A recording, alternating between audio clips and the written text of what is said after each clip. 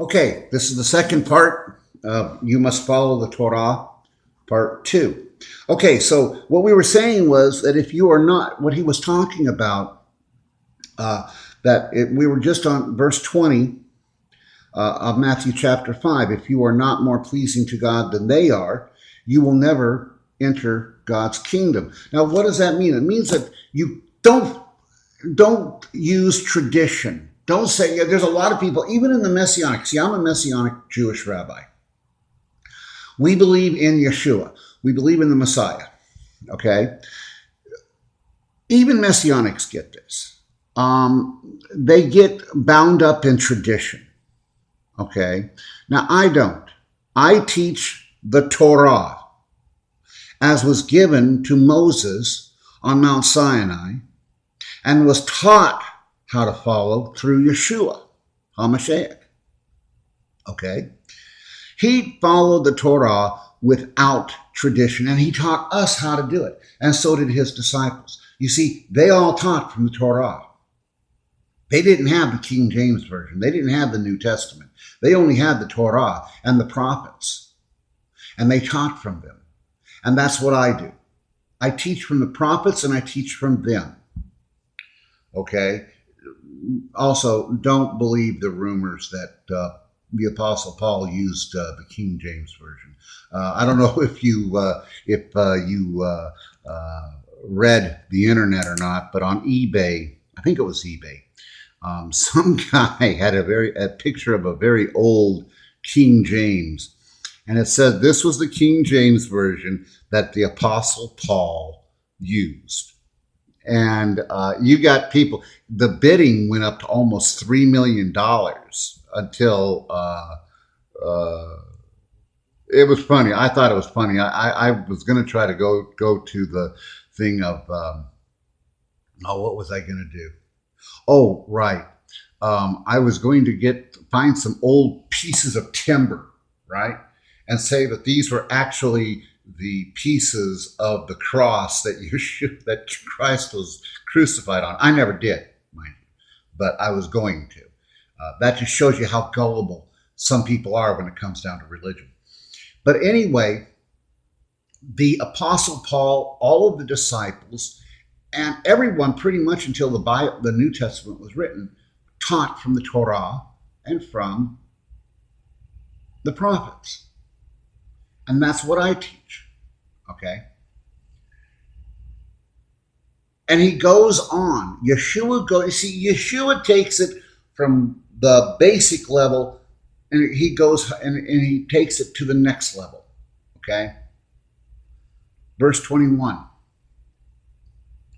You have heard that it was said to our people long ago, you must not murder anyone. But I tell you, or any person who commits murder will be judged. But I tell you, don't be angry with anyone. In some translations, you have heard it said from old, do not commit murder. For anyone who does will be subject to judgment. But I tell you, verily I tell you, that you must not hate a person in your heart. In some translations. But it says, any person who commits murder will be judged. But I tell you, verse 22, but I tell you, don't be angry with anyone. Now, what is he talking about, anger? Okay, he's talking hatred. In other words, I hate you with such a passion that I wouldn't mind killing you. That's kind of anger. Okay? If you are angry with others, you will be judged. Okay? In other words, you have already committed murder in your heart. Okay?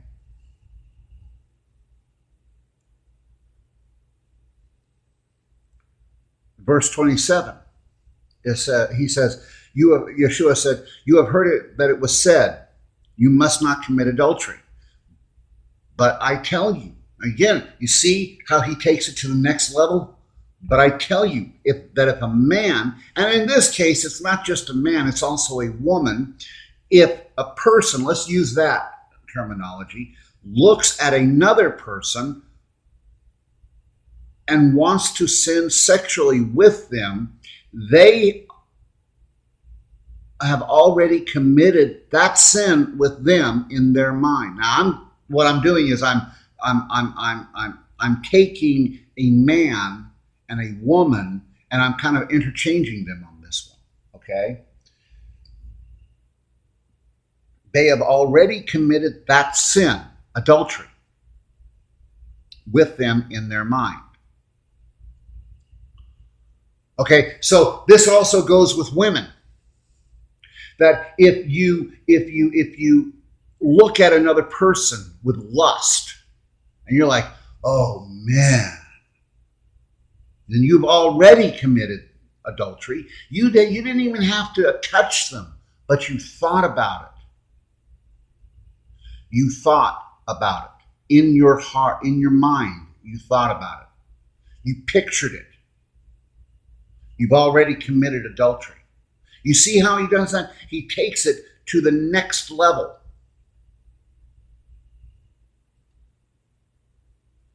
He takes it to the next level. He says, now it's not just physical, but it's also inward. You see, that's the way the Torah is now.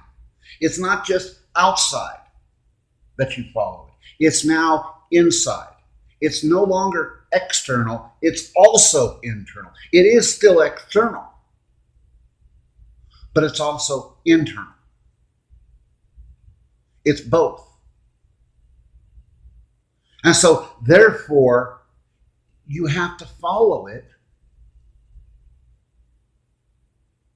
internally. That's why I have always said, following the Torah is not just what you do, it's how you live. It is a lifestyle.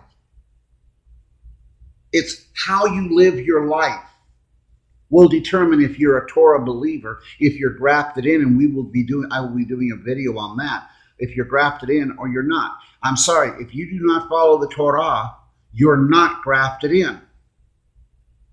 The Apostle Paul in Romans says that you Gentiles that have come on over, who have come over to believe and follow the Torah, you are the wild olive branch grafted into the tree of Abraham. And I will get into that a little bit more in a little bit more detail in another video. But that is exactly it. In order for this is now a lifestyle. Okay, you can't just say, well, it's external. Yes, it is, but it's also internal. It is also in the heart. It's also in your spirit. It is how you live your life day in and day out. You don't just live it out there. You live it here in the home. You live it where no one else can, where no one can see you. Okay, you live it where no one else can see you. That's why he says what you do in secret will be made public. I'll tell you what, my friends, I would rather do righteous in secret, so that in public, when it's made public, people will see it. Do you understand what I'm saying? Does that mean that we don't have our own little whatever? No. But you see, we live the Torah in our lives. And from now on, that's how it is. Okay, I'm getting close. I've got about maybe 4 or 5 more minutes. But you see, that's what I'm saying here. We must live the Torah now. Not just profess it, but when you live it, you incorporate it into your lives. And how do you do that? First, you must learn the Torah. You must know what it says for you to live it. Okay, this is going to be the end of, no, I got a few more minutes. I can do it. Okay, so it says, now, he also talks about divorce, and I will get into that in part 3. But and there's a lot of things that needs to go on there. But you see, you've heard it that it was said, you must not commit adultery. Now, why does it say that? Okay, well, there's a lot of reasons, and we'll get into that in further detail. But you see, he's saying this. He always takes the commandments and he takes them to a new level. Why?